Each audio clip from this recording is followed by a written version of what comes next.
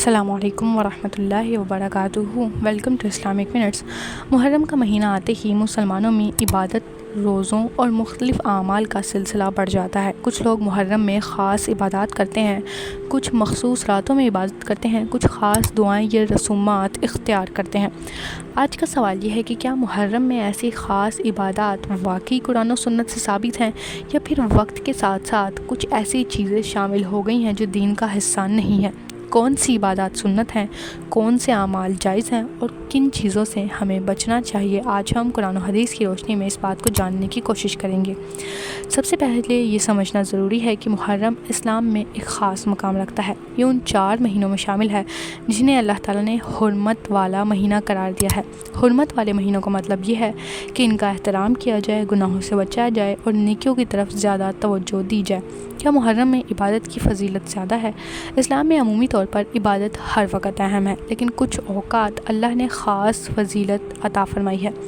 رسول اللہ صلی اللہ علیہ وسلم نے فرمایا، رمضان کے بعد سب سے افضل روزے اللہ کے مہینے محرم کے روزے ہیں۔ یہ حدیث بتاتی ہے کہ محرم میں روزوں کی خاص فضیلت ہے، لیکن جہاں ایک اہم بات سمجھنا ضروری ہے کہ اسلام میں وہی عبادت خاص فضیلت رکھتی ہے جو رسول اللہ صلی اللہ علیہ وسلم سے ثابت ہے۔ عاشوراء کا روزہ محرم کی سب سے مشہور عبادت عاشوراء کا روزہ ہے۔ حضرت ابن عباس سے روایت ہے، جب رسول اللہ صلی اللہ علیہ وسلم مدینہ آئے تو یہودیوں نے عاشوراء کے دن کا روزہ رکھا۔ آپ صلی اللہ علیہ وسلم نے ان سے اس کے بارے میں دریافت کیا تو انہوں نے فرمایا، یہ وہ دن ہے جس میں اللہ تعالیٰ نے موسیٰ علیہ السلام اور بنی اسرائیل کو فرعون سے نجات دی تھی۔ آپ صلی اللہ علیہ وسلم نے فرمایا، ہم موسیٰ علیہ السلام کے زیادہ حقدار ہیں، اور آپ نے خود بھی روزہ رکھا اور صحابہ کو بھی روزہ رکھنے کا حکم دیا، تو 9 تاریخ کا روزہ کیوں ہے؟ رسول اللہ صلی اللہ علیہ وسلم نے ارشاد فرمایا، اگر میں اگلے سال روزہ رکھوں تو 9 کا بھی روزہ رکھوں گا۔ اس وجہ سے علماء نے محرم کی 9 اور 10 تاریخ کے روزے کو بہتر قرار دیا ہے۔ محرم میں نفلی عبادات محرم میں عام عبادات کرنا یقیناً باعث اجر ہے، مثلاً قرآن کی تلاوت، ذکر و اذکار، صدقہ، دعا، نفل نماز اور توبہ و استغفار وغیرہ۔ یہ سب اعمال ہر وقت باعث ثواب ہیں۔ اللہ تعالیٰ نے ارشاد فرمایا، اور جو کوئی نیک عمل کرے گا اس کے لیے اس میں اضافہ کریں گے۔ پھر سوال یہ ہے کہ خاص عبادت کون سی ہے؟ یہاں فرق سمجھنا بہت ضروری ہے۔ ایک عبادت وہ ہے جو قرآن و سنت سے ثابت ہے، رسول اللہ کی سنت سے ثابت ہے، صحابہ کرام سے ثابت ہے، اور دوسری وہ ہے جو انسان اپنی طرف سے دین کا حصہ بنا دیتا ہے۔ رسول اللہ صلی اللہ علیہ وسلم نے فرمایا، جس نے ہمارے دین میں ایک ایسی چیز ایجاد کی جو اس میں موجود نہیں تھی تو وہ مردود ہے۔ اس حدیث سے معلوم ہوتا ہے کہ عبادت میں اصل بنیاد دلیل ہے۔ خود ساختہ عبادت سے کیا مراد ہے؟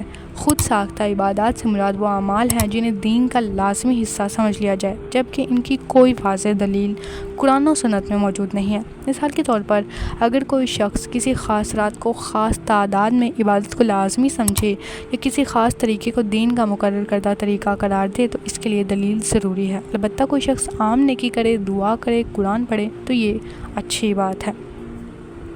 عام غلط فہمیاں جو ہمارے معاشرے میں پائی جاتی ہیں۔ غلط فہمی نمبر 1، محرم میں صرف غم کرنا چاہیے۔ حقیقت یہ ہے، اسلام غم کے ساتھ صبر اور اصلاح کا درد دیتا ہے۔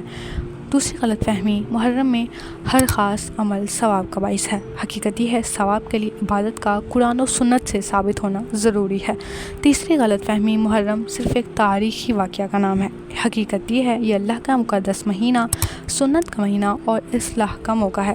محرم کا مہینہ ہمیں یہ سکھاتا ہے کہ عبادات جذبات سے نہیں بلکہ علم و سنت کے مطابق ہونی چاہیے۔ عاشوراء کا روزہ رسول اللہ کی سنت ہے۔ صدقہ، قرآن، دعا، ذکر اور نیک اعمال ہر وقت باعث اجر ہیں، لیکن دین میں کسی نئی عبادت کو شامل کرنے سے پہلے قرآن و سنت کی روشنی میں دیکھنا ضروری ہے۔ محرم صرف ایک مہینہ نہیں، یہ اللہ کی طرف واپس آنے، صبر سیکھنے اور اپنی زندگی کو بہتر بنانے کا موقع ہے۔